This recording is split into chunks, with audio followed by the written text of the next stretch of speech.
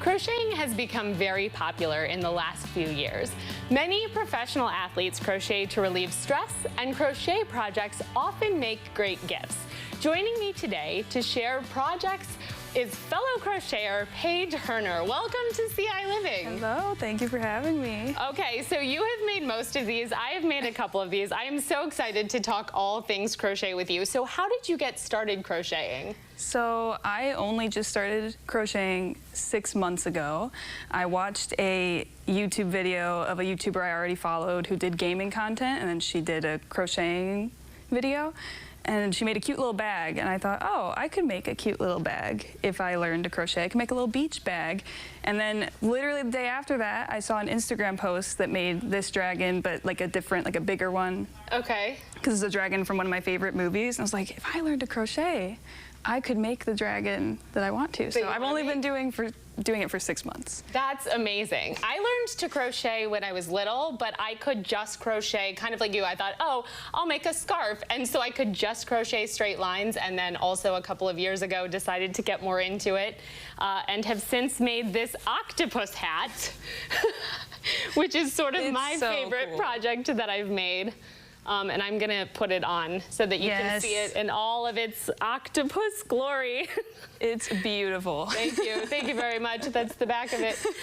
So let's talk a little bit about stitches, because I know for a tiny little project like this, it's a very different thing than that incredible dragon or this octopus that you've made. So can you talk to us a little bit about just the stitching in general?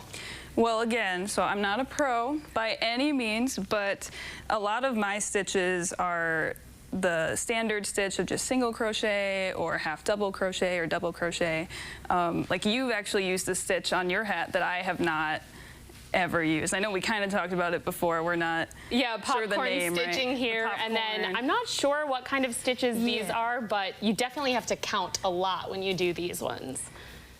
Yeah, so a lot of mine are pretty standard techniques. It's very easy to pick up and do, and just a lot of single crocheting. And I think your secret is the yarn, because I do a lot of projects out of the worsted yarn, and so it actually has that crochet look. Whereas if you look at yours, you can't even tell that the feet of this dragon are crochet stitches, which is really cool. Yes, I love to combine textures. So like in this yarn, the red part of his wings, you can see the stitches, but in the gray, you can't as much, because that's like a furry, fluffy yarn. I love the fuzzy yarns. That's part of it's one of my favorite yarns to use. Nice. Well, we were talking a little bit earlier too about the tools. So rather than scissors, I have these really cute crochet clippers, and then I use stitch markers, but you were telling me that you have a secret if you don't have a stitch marker. How do you do it with yarn, right? I do use stitch markers, but I've seen a lot of videos where people are like, they're very helpful, where they say, oh, if you don't have this, you could just take a strip of yarn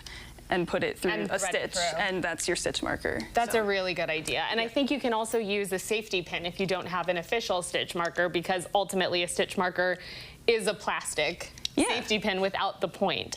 And then I use a clicker. So this is just something I got online that's a counter for if you go to a concert or something like that.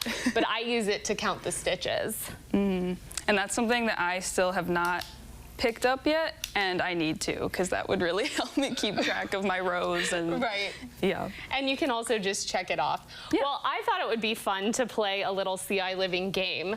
I have started 2 crochet hooks, and what we are going to do is, if you're game, the basic crochet stitch, which is chaining. I thought we could do a quick little race here and see who can chain the fastest. I should have practiced. I'm nervous. I was gonna say, because this is a very simple stitch. Yeah, this will be fun. You do a lot of complicated stuff. So, all right, are we ready? On your mark, get set, go. Oh, I know. It's so hard when you're trying to go fast. Put on the spot, yeah. Right. How many are we doing? As many as you can until I say stop. Okay. When I feel like mine is longer. That's how we do it on ciLiving.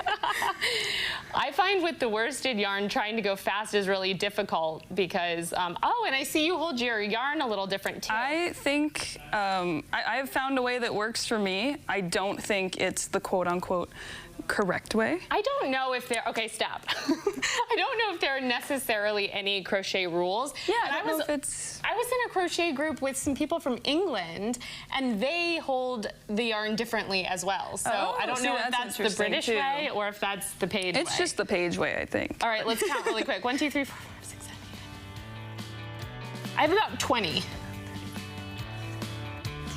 Oh, Listen, either we can 20 or also just 21. measure. I was like, I'm stretching mine. Yeah, I think you got me. No, I think you got me. Well, either way, it was a lot of fun. We will call it a tie. Yes, okay. Thank you so much for coming on and showing us your beautiful creations. Thank you for having me. And if you crochet, I would love to see what projects you have at home, so you can tag us on any of the social medias that you see right now on your screen.